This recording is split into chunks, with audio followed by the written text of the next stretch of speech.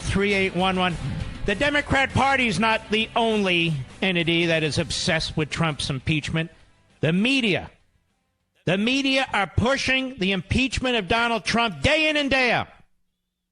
The so-called free press. And I'm going to give you a perfect example of this. NBC News, they have people on their email list, right? And they send it out to untold numbers of people.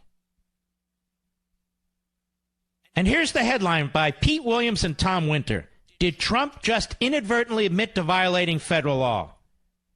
In an interview with Fox News Thursday morning, President Donald Trump said the payments that his former lawyer Michael Cohen admitted making to Stormy Daniels and Karen McDougal were not illegal. They weren't campaign finance, he said. They came from me. They didn't come out of the campaign. Does it matter that Trump paid the two women out of his own pocket rather than using campaign funds? Yes. These are supposed to be news guys. But it raises the possibility that he committed a campaign finance law violation, failure to report a campaign expense. That's different than the one to which Cohen pleaded guilty in federal court on. So now they think they have another angle. That is that he paid it out of his own pocket, but he should have reported it as a campaign expense. Wrong, low IQ press people. It's not a campaign expense. Therefore, it's not required to be reported on any campaign financial disclosure forms. It's not a felony. It's not a campaign expense. It doesn't have to be on financial disclosure reforms. It's nothing of the damn sort. Yeah, things are falling around here. In the case of McDougal, Cohen pleaded guilty to encouraging America Media, publisher of the supermarket tabloid National Enquirer, to pay her $150,000 to keep quiet. That violated two campaign finance laws. One that makes it illegal for a corporation to give money directly to a campaign, and another that limits how much any individual can contribute. He didn't give money directly to a campaign. And he can give whatever the hell he wants, because there are no campaign limits, because it's not a campaign donation. These are two so-called reporters at NBC. This email's being sent all over the land. The Stormy Daniels case is different.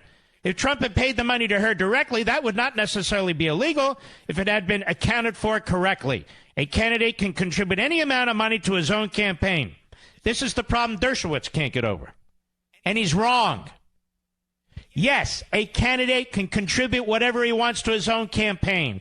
And in doing so, he or she must report it on their campaign disclosure forms.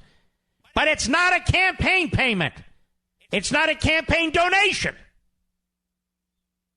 Not only do I know it, but the former chairman of the Federal Election Commission has said so repeatedly on this program.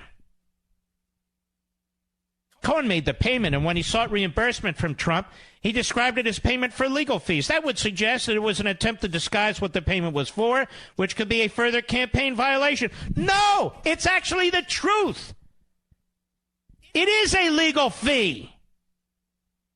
He paid Cohen. He reimbursed Cohen, who paid Stormy Daniels in exchange for the non-disclosure agreement.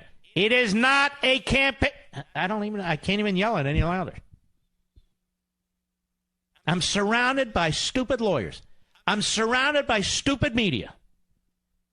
It's not because I'm so smart. It's because they're so damn dumb. There are legal defenses available to both Trump and America Media. Trump could say the payment to Daniel was not to influence the campaign, but was to save his marriage. America Media could say that as a news organization, it can make any arrangements it wants. You don't need to make any of those arguments. None of them. But how is he in legal jeopardy? Let's say they're right and they're wrong. Let's just pretend that we're as stupid as these people are. He can't be indicted. So why is he in legal jeopardy? How is he in legal jeopardy? He's in no legal jeopardy.